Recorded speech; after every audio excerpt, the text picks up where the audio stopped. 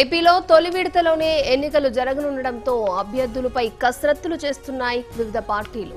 TDP, YCP పార్టీలు ఇప్పటికే అభ్యర్థుల లిస్టును సిద్ధం చేసిన నేపథ్యంలో జనసేన సైతం దూకుడు పెంచింది.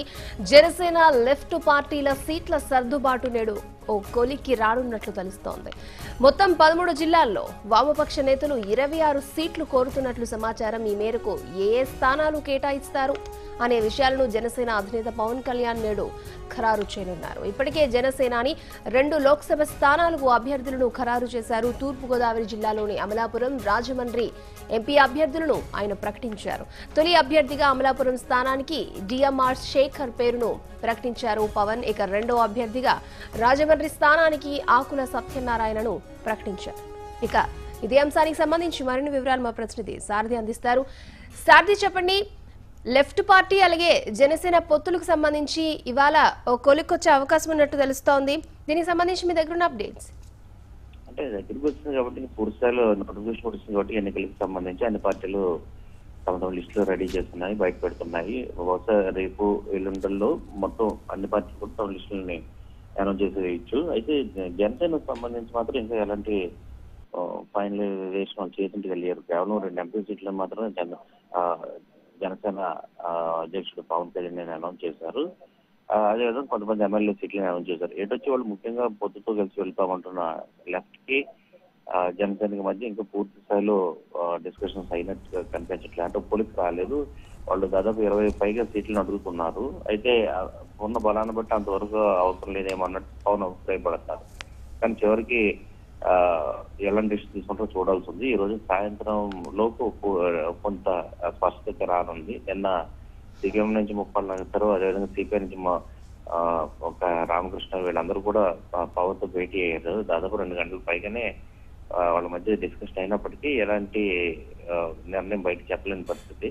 సో ఫైనలైజ్ అయిన తర్వాత అంటే ఈ రోజు సాయంత్రం లోపు వాళ్ళు జనసేన ఎన్ని సీట్లు, సిపిఐ సిపిఎం ఎన్ని సీట్లు పోటీ చేస్తారనే దాని మీద స్పష్టత వచ్చే అవకాశం అయితే కనబడుతుంది. అలాగే ఇంకో విషయం చెప్పండి, ఇప్పుడు జనసేనకి లెఫ్ట్ పార్టీతో పొత్తు ఏ విధంగా ప్లస్ అయ్యే అవకాశం ఉందంటారు? అంటే అది అప్పుడే చెప్పలేము. ఎందుకంటే వాళ్ళు క్యాండిడేట్స్ ఎక్కడెక్కడ పోటీ చేస్తారో దాన్ని బట్టి మనం చెప్పగలం. ముఖ్యంగా అయితే ఒకటి కొన్ని చోట్ల ముఖ్యంగా కృష్ణా జిల్లా కావచ్చు లేదా కార్మిక వర్గాల్లో కావచ్చు లెఫ్ట్ పార్టీలకు ఇప్పటికీ ఒక బలమైన పట్టు అయితే ఉంది. కాబట్టి అదంతా పవన్ వైపు ఖచ్చితంగా టర్న్ అవుతుంది, అందులో అనుమానం అయితే లేదు. కాకపోతే వాళ్ళు ఏ సీట్లు సెలెక్ట్ చేసుకుంటారన్న దాని మీద వాళ్ళ టాస్క్ ఏ విధంగా నడిచారన్న దాని మీద అది పూర్తిగా ఆధారపడి ఉంటుంది. అక్షయ, థ్యాంక్ యూ సారథి.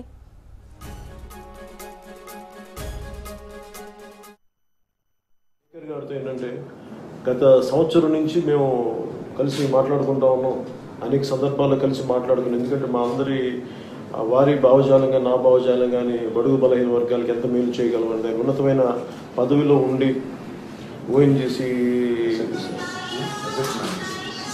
సెట్ మేనేజర్గా ఉండి కార్మికులకి ఎంతో అండదండలుగా ఉండి ఆయన ఈరోజు జనసేన పార్టీ రమ్మని వారు చెప్పాను, మీరు వస్తే మేము మిమ్మల్ని గుండెలో పెట్టి చూసుకుంటామని చెప్పారు అని చెప్పాను. ఆ రోజున మనస్ఫూర్తిగా నన్ను నమ్మి మీరు ఈ రోజున జనసేన పార్టీలో వచ్చినందుకు మనస్ఫూర్తిగా శేఖర్ గారికి మనస్ఫూర్తిగా ధన్యవాదాలు తెలుపుతున్నాను. సో మీలాంటి పెద్దలు, మీలాంటి ఉన్నత మనస్తత్వం కలవారు, బడుగు బలహీన వర్గాలకు అండగా నిలబడేవాళ్ళు మీరు జనసేన పార్టీలో రావడం మాకు చాలా బలోపేతం చేస్తాం. వారిని తీసుకురావడానికి చాలా కృషి చేసిన ఆకుల సత్యనారాయణ గారికి ప్రత్యేక ధన్యవాదాలు తెలుపుకుంటా ఉన్నాను. అంటే ఇది నేను ఇందాకే మేము అనౌన్స్ చేసాం. ఇంకొక రేపు కానీ ఎల్లుండి కానీ జనసేన పార్టీ తరఫున దాదాపు మొదటి విడతగా 32 మంది అభ్యర్థుల్ని అసెంబ్లీ అభ్యర్థులుగా 32 మందిని మొదటి విడతలో, అలాగే 9 పార్లమెంట్